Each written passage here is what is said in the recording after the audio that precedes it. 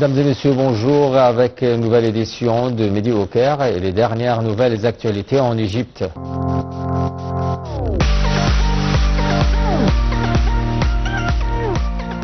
Et on commence avec cette nouvelle où le président Abdel Fattah el-Sisi a reçu un appel téléphonique du président de la République démocratique du Congo, le président Félix Tshisekedi. Le porte-parole officiel de la présidence de la République a déclaré que l'appel a porté sur les relations bilatérales et les moyens de renforcer la coopération conformément aux aspirations et aux intérêts des deux peuples frères. Dans ce contexte, les deux présidents ont affirmé leur engagement à faire progresser les relations dans divers domaines. De son côté, le président congolais a apprécié le soutien égyptien à son pays qui reflète positivement les efforts de développement à la République démocratique du Congo. Le porte-parole officiel a ajouté que les deux présidents ont également discuté de la situation de paix et de sécurité en Afrique, soulignant l'importance des efforts concertés pour protéger le continent des répercussions et des fluctuations qui surviennent sur la scène internationale et pour bénéficier des plateformes pour présenter les visions africaines sur les questions liées aux intérêts directs du continent, ce qui permet la réalisation des aspirations des peuples africains vers l'établissement de la sécurité et de la stabilité. À cet égard, le président congolais a tenu à saluer les efforts déployés par l'Égypte. De plus, les deux dirigeants sont convenus de poursuivre la coordination et la consultation d'une manière qui sert les intérêts des deux peuples frères et du continent africain en général.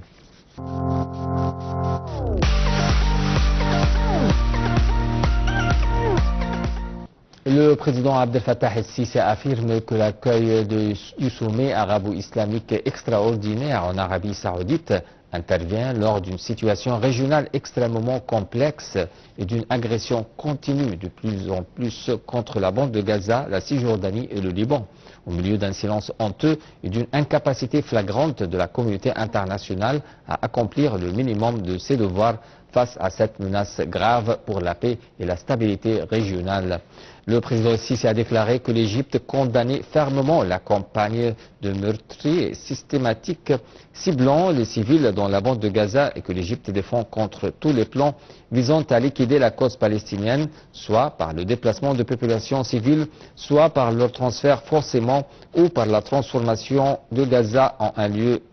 invivable. L'Égypte s'engage également à soutenir nos frères au Liban afin de renforcer la résilience des institutions de l'État libanais, en particulier l'armée libanaise, pour mettre fin à l'agression et à la destruction que subit le peuple libanais frère, ainsi qu'à intensifier les efforts pour un cessez-le-feu immédiat. L'application complète et non sélective de la résolution 1701 du Conseil de sécurité. En conclusion, le président Sisi a souligné que l'Égypte, qui a assumé la responsabilité de lancer le processus de paix dans la région il y a des décennies, il a maintenu, malgré de nombreux défis, reste attaché à la paix comme un choix stratégique et unique pour la région. C'est la paix fondée sur la justice, la restitution des droits légitimes et l'engagement total aux règles du droit international.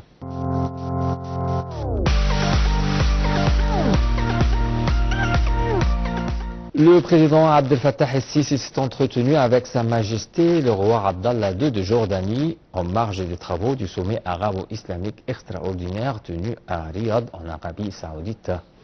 El-Sisi s'est également réuni avec le premier ministre libanais Naguib Mikati lors du même sommet. Le président Abdel Fattah el-Sisi s'est entretenu avec Sa Majesté le roi Abdallah II de Jordanie en marge des travaux du sommet arabo-islamique extraordinaire tenu à Riyad en Arabie Saoudite. Le porte-parole de la présidence de la République a déclaré que cet entretien a permis d'examiner les développements régionaux, ainsi que les efforts conjoints de l'Égypte et de la Jordanie pour l'apaisement et un cessez-le-feu dans les zones de conflit à Gaza et au Liban. Les deux dirigeants ont mis en garde contre la gravité des politiques d'escalade, poussant la région vers une situation périlleuse. Et Sisi s'est également réuni avec le Premier ministre libanais, Naguib Mikati, en marge du sommet arabo-islamique extraordinaire. Le porte-parole de la présidence de la République a déclaré que lors de la réunion, les deux parties ont examiné l'évolution des communications en cours avec les diverses parties internationales et régionales pour un cessez-le-feu immédiat au Liban et la pleine mise en œuvre de la résolution numéro 1701 du Conseil de sécurité.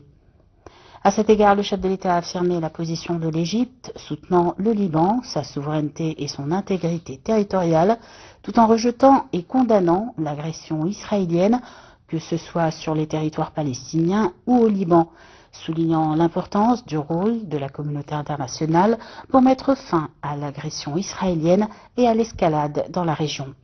en plus d'empêcher le glissement vers une guerre régionale aux répercussions désastreuses touchant le présent et l'avenir de leur peuple.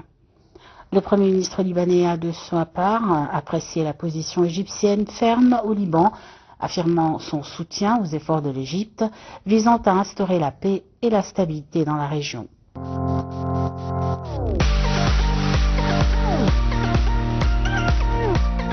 Le ministre des Affaires étrangères, de l'immigration et des Affaires des expatriés, Dr Badr Abdelghati, a indiqué que le président Abdel Fattah el-Sisi a adressé un message de soutien et de solidarité au peuple libanais, ajoutant que l'Égypte refuse que l'élection d'un président libanais soit une condition pour un cessez-le-feu au Liban. Lors d'une conférence de presse conjointe à l'aéroport international Rafik Hariri avec le ministre libanais de l'Environnement, du chef du comité d'urgence du gouvernement libanais,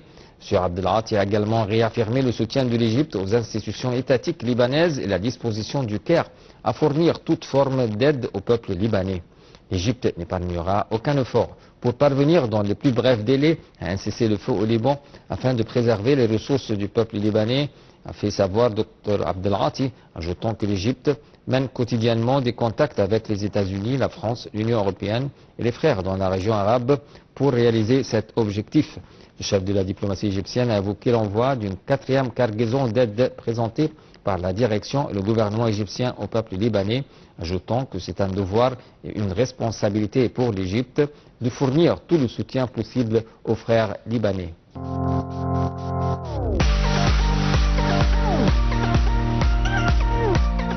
Le Premier ministre Moustapha Madbouli a loué le rôle important joué par l'Agence de développement de l'Union africaine, le NEPAD, et de son soutien à la présidence égyptienne du NEPAD.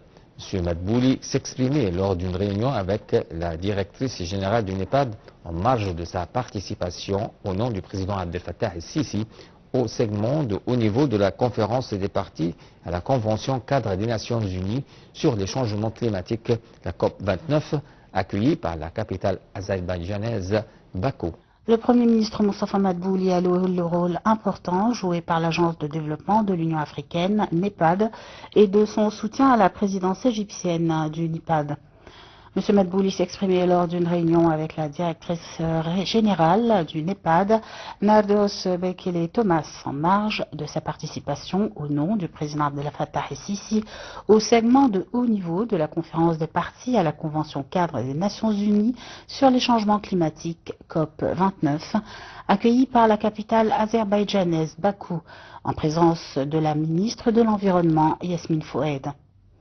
Le chef du gouvernement a affirmé le soutien continu de l'Égypte au NEPAD en augmentant les sources de financement de l'agence afin de mettre en œuvre d'importants projets d'infrastructure supervisés par l'agence, soulignant que des travaux seront effectués pour fournir le financement nécessaire au NEPAD et à son plan décennal au cours de la prochaine phase en mobilisant des fonds auprès des pays donateurs. M. Madbouli a également exprimé le soutien de l'Égypte à la création de bureaux régionaux du NEPAD et du Centre d'excellence africain pour la résilience et l'adaptation au changement climatique qui doit être établi en Égypte. Pour sa part, Mme Bekele a exprimé son appréciation pour le soutien continu de l'Égypte à l'agence du NEPAD, soulignant l'importance de déployer les efforts nécessaires pour suivre la mise en œuvre des programmes du NEPAD via la communication avec les pays africains concernés, exprimant son désir de coopérer avec l'Égypte à cet égard. Elle a souligné l'importance de la création du Centre d'excellence africain pour la résilience et l'adaptation au changement climatique en Égypte et son rôle dans le soutien des efforts de développement et la diffusion des meilleures pratiques dans le domaine de l'adaptation, exprimant son aspiration à créer le centre dès que possible.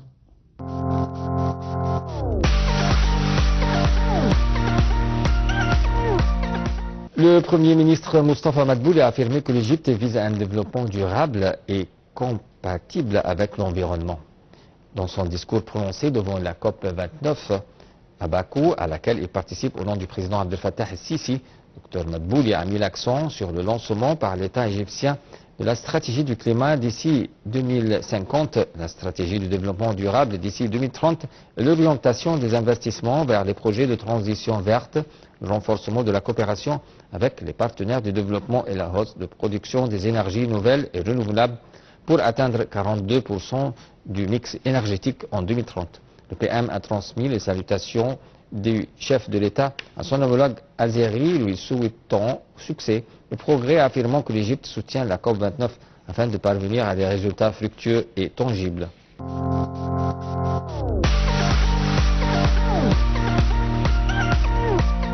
Le ministre de l'Investissement et du Commerce extérieur, Dr Hassan El-Khatib, a affirmé la disposition de son ministère à fournir toutes les formes de soutien possibles à la société polonaise Padma pour mettre en place en peu de temps un complexe de meubles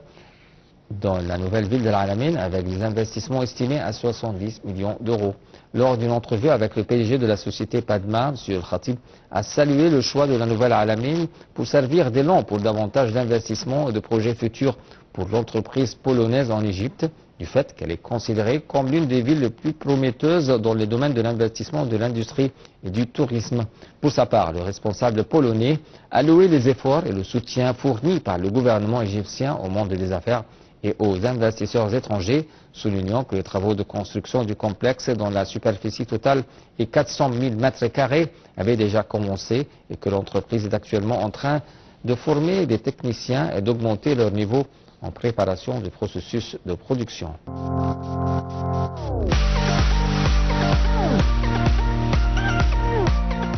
Le ministre de l'Approvisionnement, Chérif Farou, a ordonné de répondre immédiatement aux demandes des députés et des sénateurs ainsi qu'à celles présentées par les citoyens. M. Farou a tenu mardi une réunion avec les députés et les sénateurs afin de prendre connaissance de leurs propositions et d'examiner leurs demandes qui traduisent les besoins des citoyens dans tous les domaines liés à l'approvisionnement.